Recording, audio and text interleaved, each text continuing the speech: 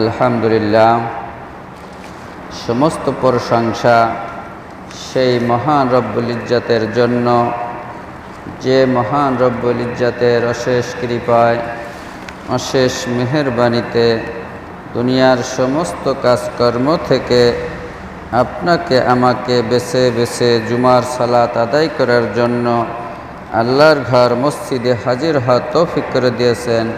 এজন্য শুকরিয়া তান বলি আলহামদুলিল্লাহ। লাখ দরুদ ও সালাম আকায় নামদার তাজদার মদিনা আহম্মদ মুস্তফা মুহাম্মদ মুস্তফা ইমামুল মুরসালিন ইমামুল মুত্তাকিন খাতামান নবিয়্যিন সাল্লাল্লাহু আলাইহি ওয়াসাল্লাম পর। প্রিয় হাজিরিন, আজকের জুমার আলোচ্য বিষয় গোপন ইবাদত এর গুরুত্ব তাৎপর্য।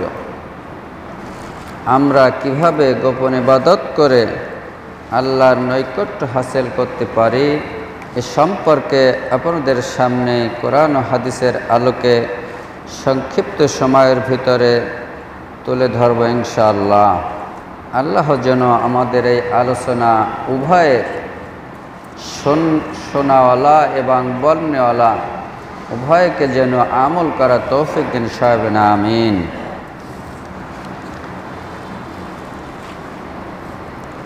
আমি আপনাদের সামনে সূরা বাকারা 186 নম্বর আয়াত তেলাওয়াত করেছি এবং সূরা আরাফের 55 নম্বর আয়াত আপনাদের সামনে আমি তেলাওয়াত করেছি। আল্লাহ তাআলা যত ইবাদত বন্দেগী আমাদের জন্য নির্ধারণ করে দিয়েছেন, আল্লাহকে পাওয়ার জন্য, আল্লাহকে সন্তুষ্টি করার উদ্দেশ্যে, তার ভিতরে সবচাইতে আল্লাহর কাছে প্রিয় ইবাদত হচ্ছে গোপন একাকিত্ব, একাগ্র চিত্রে যে ইবাদতগুলো করা হয় আল্লাহর জন্য। আল্লাহ তাআলা তাই বললেন, ওয়াইজা সালাকা ইবাদি আন্নি ফাইন্নি করিব উজিবু দাওয়াতাদ দাঈ ইজা দাআনি ফালইস্তাজিবুলি ওয়াল ইউমিনু বি লাআল্লাহুম ইয়ারশুদুন। আল্লাহ রসুলকে আল্লাহ বলতে, হে নবী সাল্লাল্লাহু আলাইহি সাল্লাম, আমার বান্দাগান যখন আপনার কাছে আমার সম্পর্কে জিজ্ঞাসা করে তখন আপনি তাদেরকে বলে দিন, আমি এত নিকটবর্তী যে কেউ যখন আমাকে ডাকে আমি তা শুনি। আমি তার ডাক শুনি, যখন আমাকে ডাকে আমি তার ডাক শুনি। সুতরাং তারাও আমার কথা অন্তর দিয়ে গ্রহণ করুক এবং আমার প্রতি ঈমান আনুক, যাতে তারা সঠিকভাবে সঠিক পথে এসে যায়। আর অন্যত্র আল্লাহ তাআলা বললেন, উদউ রাব্বাকুম, তোমরা তোমাদের প্রতিপালককে ডাকো বিনীত ও চুপে চুপে। আল্লাহ তাআলা তিনি বললেন যে তোমরা তোমাদের রবকে, প্রতিপালককে ডাকো বিনীতভাবে এবং চুপে চুপে।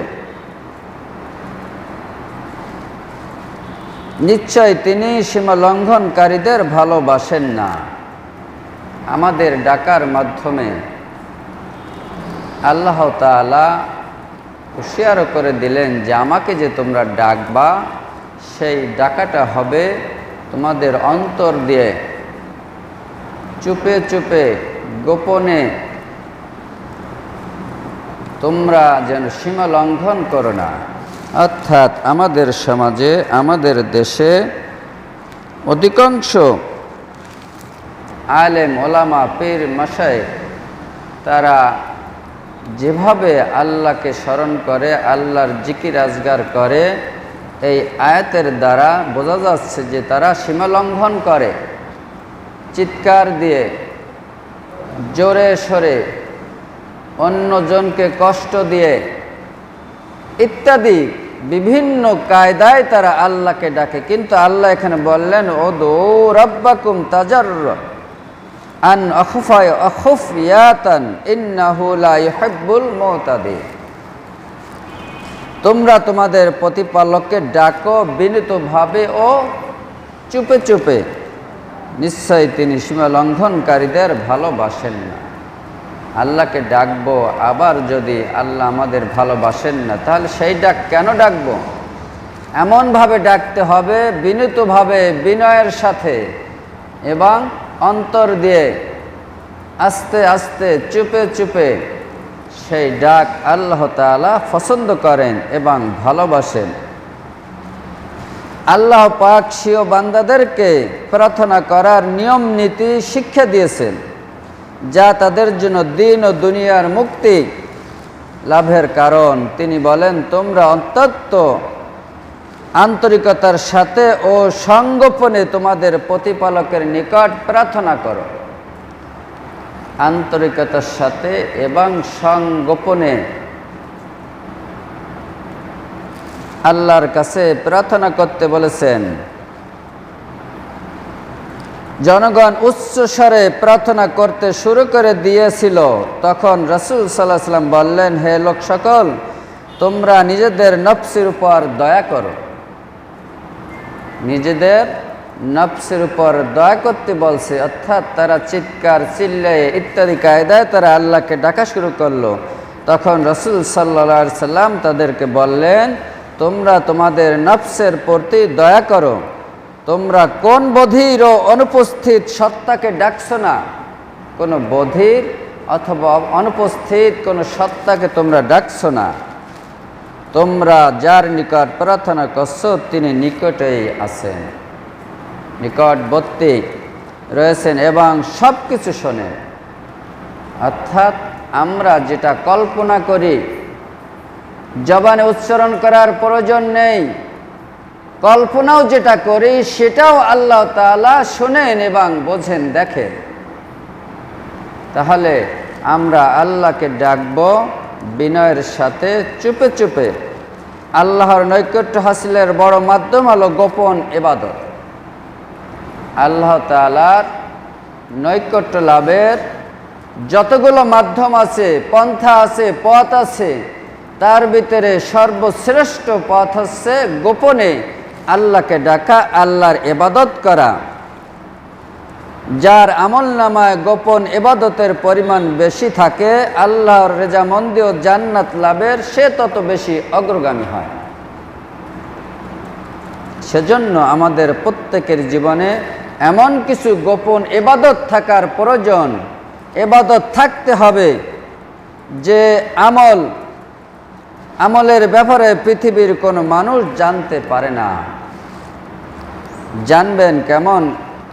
একমাত্র আল্লাহ, যার উদ্দেশ্যে আমাদের ইবাদত। কিন্তু আমাদের সমাজে বর্তমান এমন হয়েছে, একটু ইবাদত করেই আগে এসে বলতে না পারলে ভালো লাগে না।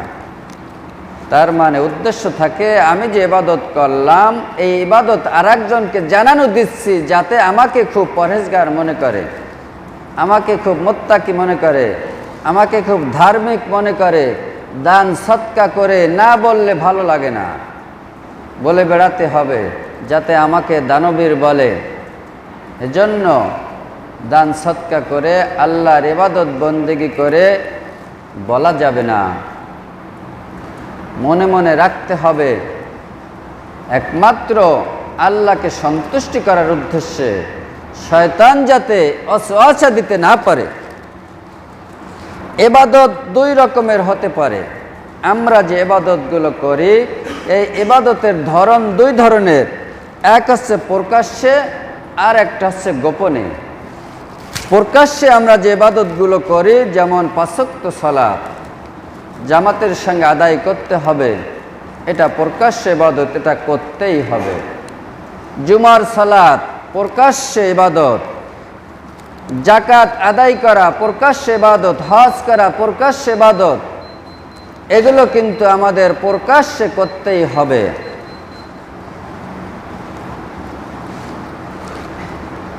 আর যে ইবাদত নির্জনে সবার অগোচরে আদায় করা হয়, সেই ইবাদত হচ্ছে গোপন ইবাদত। যেমন তাহাজ্জুদের সালাত, নফল সালাত, দান সৎকাও গোপনে করা যায়, কেউ জানবে না। আল্লাহ রসুল বলেছেন, তুমি যে দান করলা, সৎকা করলা, ডান হাত দিয়ে করেছো, বাম হাত জানবে না। অর্থাৎ বাম হাত তো জানবে। এটা উদাহরণ দেওয়া হয়েছে যে তুমি যে নিজে দান করেছো, যেন তোমার ঘূর্ণ অক্ষরেও যেন তোমার অন্য কেউ এটা জানতে না পারে, শুনতে না পারে। এটা গোপন ইবাদত। মান ইসতাতাআ মিনকুম আন তাকুনা লাহু খাবিআতুন মিন আমালিস সালিহিন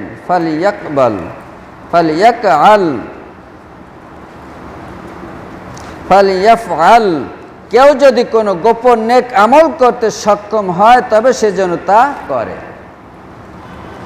গোপন আমল, গোপন ইবাদত যদি আমরা করতে সক্ষম হই তাহলে যেন আমরা সেটা করি। এটা বললেন জুবাইর ইবনুল আওয়াম রাদিয়াল্লাহু তাআলা আনহু কথাটা বলেছেন। আমরা কোনো ইবাদত গোপনে করব, গোপন ইবাদতে আত্মনিয়োগ করার আগে এটা জানা জরুরি যে কোন ইবাদত গোপনে করা শরীয়ত সম্মত এবং কোন ইবাদত প্রকাশ্যে করা শরীয়তের বিধান রয়েছে, এটা আমাদের জানতে হবে। এ ব্যাপারে স্পষ্ট ধারণা না থাকলে যে কেউ সীমা লঙ্ঘন করে বসতে পারি। আমরা গোপন ইবাদতের মূল নীতি হলো ঐচ্ছিক, নফল, সুন্নাত। সাবজেক্ট যেমন ঐচ্ছিক থাকে, এটাও তদ্রূপ ঐচ্ছিক, অর্থাৎ এটাই আল্লাহর কাছে বেশি গুরুত্ব। 5 ওয়াক্ত সালাত আপনার প্রতি ফরজ করা হয়েছে, এটা আপনার আদায় করতেই হবে। এ জায়গা কোনো বড়ত্ব বা এ জায়গা কোনো আপনার আমার কোনো বড়ত্ব নেই এখানে, কারণ এটা আল্লাহর নির্দেশ এসেছে, হুকুম এসেছে। কারণ আল্লাহ তাআলা আপনাকে আমাকে সৃষ্টি করেছেন, আমা খলাকতুল জিন্না ওয়াল ইনসা ইল্লা লিয়াবুদুন। আমি জিন এবং ইনসানকে সৃষ্টি করেছি একমাত্র আমার হুকুম পালন করার জন্য, ইবাদত বন্দেগী করার জন্য, আমার দাসত্ব স্বীকার করার জন্য।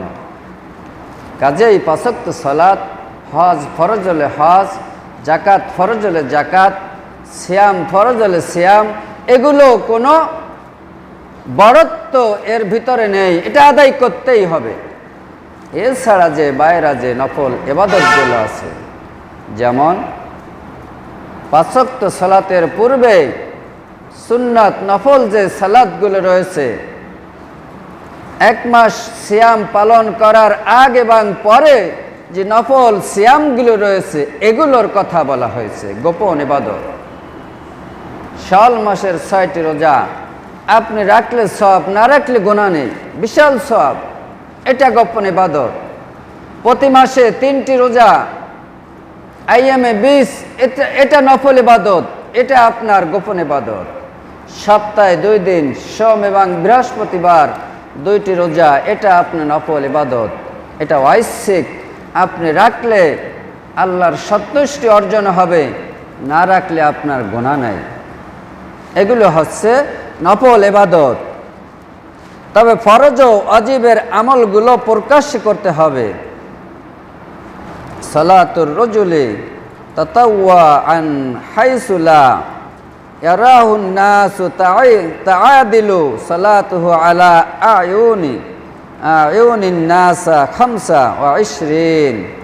কোনো ব্যক্তি যদি এমনভাবে নফল সালাত আদায় করে যে সেটা মানুষ দেখতে পায়নি, তবে তার সেই সালাত মানুষের সামনে 25 বার আদায় করলে যে সওয়াব হয়, ওই একবার আপনি গোপনে আদায় করেছেন, সেই 25 বার আদায় করার সওয়াব আপনার আমলনামায় লেখা হবে না। সুবহানাল্লাহ।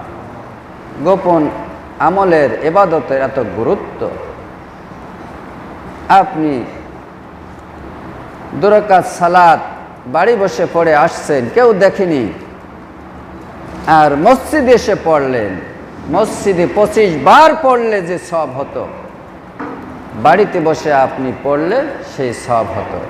অর্থাৎ নফল সুন্নাত সালাতগুলো বাড়িতে বসে পড়লে বেশি সওয়াব হয়। আল্লাহ রাসূল সাল্লাল্লাহু আলাইহি ওয়াসাল্লাম বলেছেন, আমার যে উম্মত সালাতের পূর্বে ওযু করে মসজিদে আসার নিয়তে ওযু করেছে, সালাত আদায় করার নিয়তে ওযু করেছে, পবিত্র হাসিল করেছে, বাড়ি বসে সুন্নত আদায় করলো আর ফরজ আদায় করার জন্য মসজিদে আসলো। বাড়ি থেকে ওযু করে প্রতিটি কদম আপনার বিশাল মানের সওয়াব লেখা হলো। বলেন সুবহানাল্লাহ। অনেক সওয়াব লেখা হয়, প্রতিটি কদমে কদমে সওয়াব লেখা হয়। আর আপনি ওযু না করে আসছেন মসজিদে এসে ওযু করে সুন্নত পড়লেন, নফল পড়লেন, সব পড়লেন, কিন্তু বাড়ির থেকে যে ওযু করার যে সওয়াবটা, এই সওয়াবটা থেকে আপনি মাহরুম হয়ে গেলেন। তাহলে বাড়ি বসে নফল ইবাদত করার গুরুত্ব কত। সহিহ ইবনে জামিয়া 3821 সনদ সহিহ।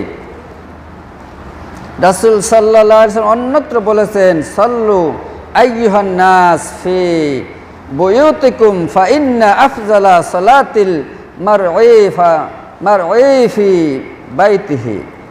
রাসূল সাল্লাল্লাহু আলাইহি ওয়াসাল্লাম বললেন, হে লোক সকল, তোমরা নিজের বাড়িতে নফল সালাত আদায় করো, কেননা মানুষের জন্য সবচেয়ে উত্তম সালাত হলো যা সে তার ঘরে বসে আদায় করে। বলেন সুবহানাল্লাহ। তবে ফরজ ব্যতীত, এখানে বলা হলো ইল্লা সালাতুল মাকতুবাতুন, অর্থাৎ ফরজ সালাত ব্যতীত ফরজ সালাত বাড়িতে বসে আদায় করা যাবে না। এটা জামাতের সঙ্গে মসজিদে এসে আদায় করতে হবে। রাসূল সাল্লাল্লাহু আলাইহি ওয়াসাল্লাম এখানে হুঁশিয়ার করে দিয়েছে যে ফরজ সালাত ব্যতীত, বুখারী হাদিস 7290, মুসলিম হাদিস 781, মিশকাত হাদিস 1295 হাদিসগুলো এসেছে।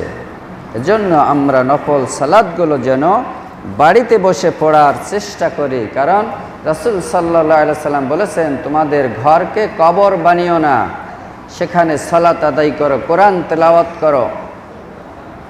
কারণ কবরে সালাত আদায় করা যায় না, করে না, কবরে বসে কোরআন তেলাওয়াত করা যায় না। এজন্য বলেছেন, তোমাদের ঘরকে কবরের মতো করে তুলো না, কবর বানিও না, সেখানে নফল সালাতগুলো আদায় করার ঘোষণা আসছে, যেমন তাহাজ্জুদের সালাত, চাশতের সালাত ইত্যাদি। গোপন ইবাদতের গুরুত্ব তাৎপর্য অত্যাধিক। আল্লাহর রেজামন্দি হাসিলের গোপন ইবাদত শক্তিশালী ভূমিকা পালন করে, অর্থাৎ আল্লাহকে সন্তুষ্ট করার, আল্লাহকে রাজি খুশি করার যত ইবাদত আছে তার মধ্যে গোপন ইবাদত শক্তিশালী।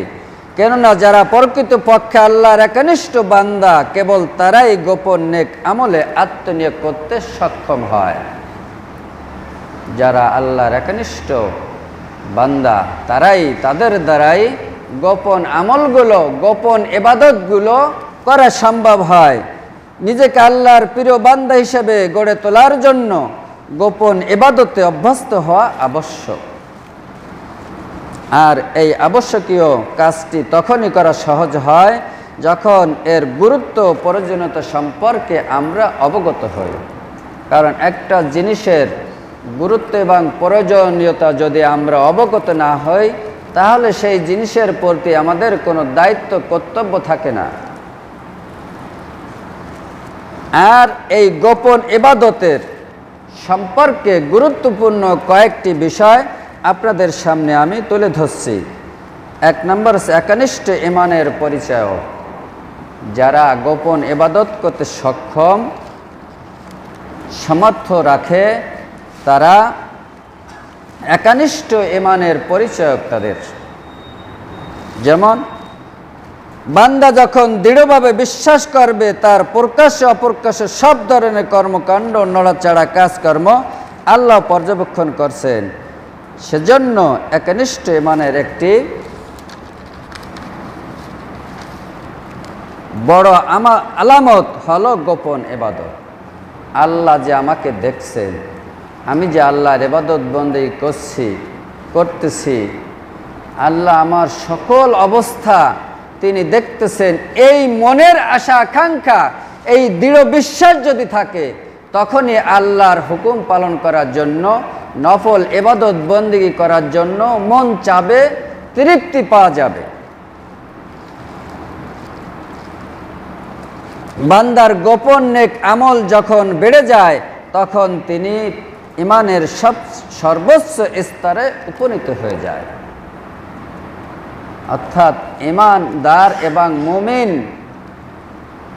শুধু পাঁচ ওয়াক্ত সালাত বা অন্যান্য প্রকাশ্য যে ইবাদতগুলো আছে এগুলো করে হওয়া যায়, কিন্তু পরিপূর্ণতা আসে না যতক্ষণ পর্যন্ত তার ভিতরে গোপন আমল এবং ইবাদতের সামঞ্জস্য না থাকে, পরিপূর্ণতা না থাকে, ততক্ষণ পর্যন্ত তার ভিতরে কামালিয়াত, ফরহেজগারিতা, তাকওয়া সঠিকভাবে পরিপূর্ণভাবে আসে না। আর ঈমানের সর্বোচ্চ স্তর হচ্ছে ইহসান। রাসূল সাল্লাল্লাহু আলাইহি ওয়াসাল্লাম বললেন, ইহসানু আন তা'বুদুল্লাহা কাআন্নাকা তারাহু ফাইন লাম তাকুন তারাহু ফাইন্নাহু ইয়ারাকা। রাসূল সাল্লাল্লাহু আলাইহি ওয়াসাল্লাম বললেন, ইহসান হচ্ছে তুমি এমনভাবে আল্লাহর ইবাদত করবে যেন তুমি তাকে দেখতে পাচ্ছ। রাসূল সাল্লাল্লাহু আলাইহি ওয়াসাল্লাম বললেন যে গোপন আমল বা ইবাদতের বড় উচ্চ স্তর হচ্ছে ইহসান। আর ইহসান হচ্ছে এমনভাবে তুমি যে ইবাদতগুলো করো, সালাতে আমি দাঁড়িয়েছি, আমার মনে মনে ভাবতে হবে যে আমি আল্লাহকে দেখছি। এই ধারণাও যদি না থাকে তাহলে এতটুকু অন্তত মনে প্রাণে দৃঢ় বিশ্বাস করতে হবে যে আল্লাহ আমাকে দেখছেন। এটা হচ্ছে ইহসান। এই ইহসান যদি থাকে তাহলে ইবাদত বন্দেগীর ভিতরে আপনার আমার শান্তি আসবে, তৃপ্তি পাব। এই অনুভূতি নিয়ে আল্লাহর আনুগত্য করা যেমন সর্বোচ্চ পর্যায়ের ইবাদত, ঠিক তেমনি গোপনে তার অবাধ্যতা ও পাপাচার থেকে বিরত থাকাও একটা ইবাদত।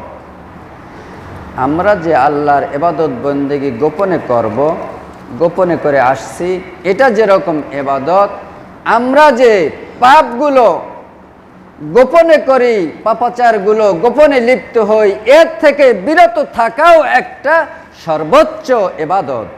সুবহানাল্লাহ। আমরা এমন এমন পাপ করি যেগুলো দেখে না কেউ, কিন্তু আল্লাহ তো দেখেন।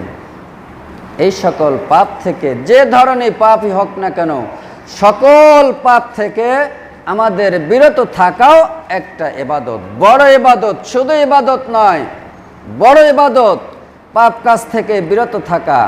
কারণ দুনিয়ার কেউ দেখিনি, আল্লাহ দেখতেছেন। হযরত ওমর অর্ধ জাহানের খলিফা, তিনি রাত্রে বিচরণ করতেন যে আমার কোন প্রজা কোন অবস্থায় আছে। তিনি একদিন বিচরণ করতে করতে গভীর রাত্রে মরুভূমির ভিতরে দেখতেছেন যে একটা কুঠিরে, ভাঙ্গাচোরা একটা কুঠির, নির্জনতা, চতুর্দিকে নিবু নিবু আলো জ্বলতেছে। হযরত ওমর রাদিয়াল্লাহু তাআলা আনহু ওই কুঠিরের কাছে, বাড়ির কাছে যে দাঁড়ালেন, যে এত রাত্রে কেন আলো জ্বলে। ওই ঘরে বসবাস করেন মা এবং মেয়ে। মা মেয়েকে বলতেছে, কন্যা তুমি শোনো, আমাদের দৈনিক যে উপার্জন, একটু দুধ বিক্রয় করে, আজকে দুধ কম হয়েছে, তুমি দুধে আজকে একটু পানি মিক্সার করে মিশিয়ে তুমি কাল সকালে বাজারে গিয়ে বিক্রি করবে, যাতে আমাদের বাজারে খাদ্যে ঘাটতি না আসে, ঘাটতি না পড়ে। কন্যা মাকে বলল, আমি সেটা পারবো না, কারণ ওমর যদি জেনে যায়, অর্ধজাহানের খলিফা ওমরের শাসন ভয়ঙ্কর শাসন, সে যদি এটা শুনতে পারে, জেনে যায়, তাহলে আমাদের মৃত্যুদণ্ড হবে, আমাদের কঠিন শাস্তি হবে। কাজে এটা আমার দ্বারা সম্ভব হবে না। ওমর রাদিয়াল্লাহু তাআলা আনহু শুনতেছেন কথাগুলো। মা আবার বলতেছে, তুমি কি বোকা মেয়ে? তুমি পানি মিক্সার করবে ঘরে বসে অন্ধকারে, সকালবেলা ভোরবেলায়, ওমর কোথা থেকে জানবে আর কোথা থেকে শুনবে? কন্যা ফির উত্তর দিল, ওমর না হয় না শুনুক, কিন্তু ওমরের মালিক যিনি, তোমার আমার মালিক যিনি, সৃষ্টিকর্তা যিনি, তার চোখ তো ফাঁকি দেওয়া যাবে না। তিনি তো দেখবেন, তিনি তো শুনবেন, কাজেই আমার দ্বারা এটা সম্ভব হবে না। বলেন সুবহানাল্লাহ। এটা বলে তাকওয়া, এটা বলে গোপন ইবাদত। গোপনে সে পাপ করতে পারত, কিন্তু করেনি, কারণ আল্লাহকে ভয় করেছে, আল্লাহর প্রতি তার অগাধ বিশ্বাস আছে, বিধায় সে এই অন্যায়, সামান্য অন্যায় কাজটুকু সে করতে পারেনি। বড় ঘটনা আছে এখানে, ওদিকে নয়। আমার আলোচ্য হচ্ছে যে আমরা আল্লাহর নৈকট্য যদি হাসিল করতে চাই, আমাদের গোপন পাপগুলো, আমাদের পাপ থেকে আমাদের বিরত থাকতে হবে, ফিরে আসতে হবে, যদি আমরা আল্লাহর আনুগত্য করার চাই। 2 নম্বর হচ্ছে আল্লাহর নৈকট্য সন্তুষ্টি অর্জন। আমরা আল্লাহর নৈকট্য এবং সন্তুষ্টি অর্জন করতে পারি গোপন ইবাদতের মাধ্যমে।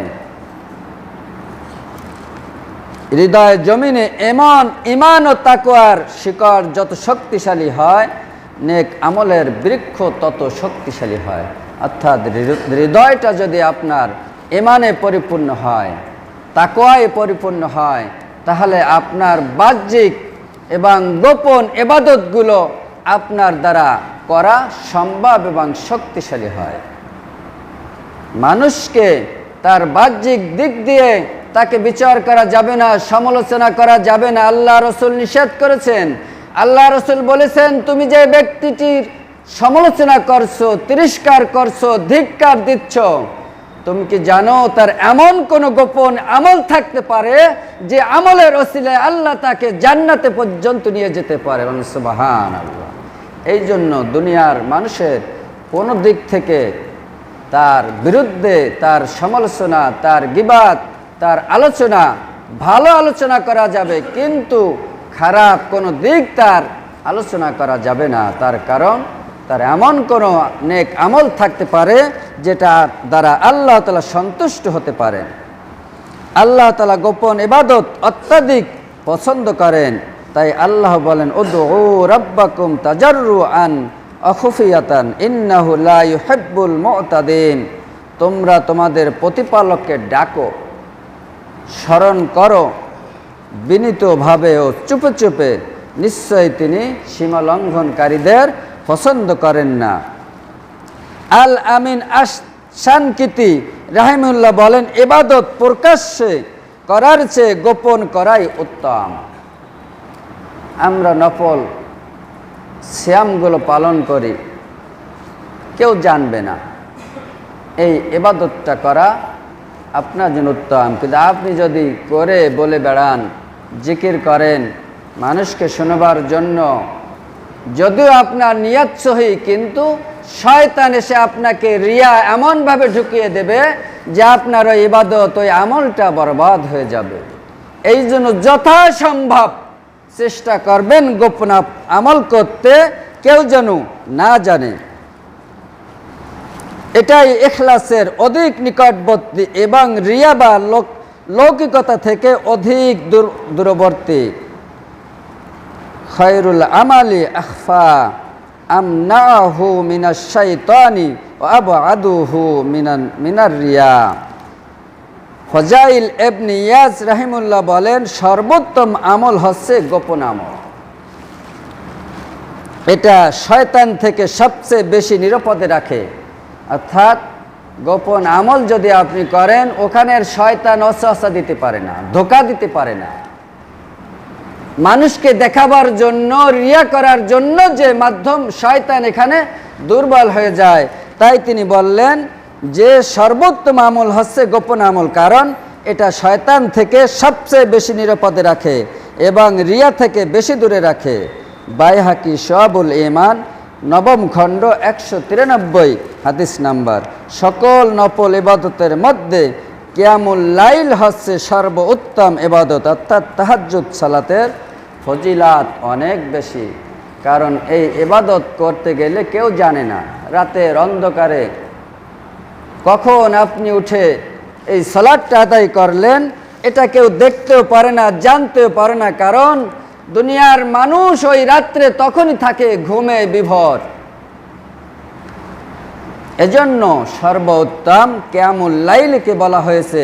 এটা মানুষের গাফলাতির সময় আদায় করা হয়, অর্থাৎ মানুষ ঘুমে, শরীর দুর্বল, সারাদিন পরিশ্রম করে কষ্ট ক্লাস করে ঘুমিয়েছি, আবার ওই রাত 2টা 3টায় উঠে এই আদায় করাই সালাত আদায় করা বড় নেকের কাজ। এজন্য বললেন যে এটা মানুষের গাফলাতের সময়, অর্থাৎ মানুষ তখন গাফেল থাকে দুনিয়ার সমস্ত ইবাদত বন্দেগী থেকে।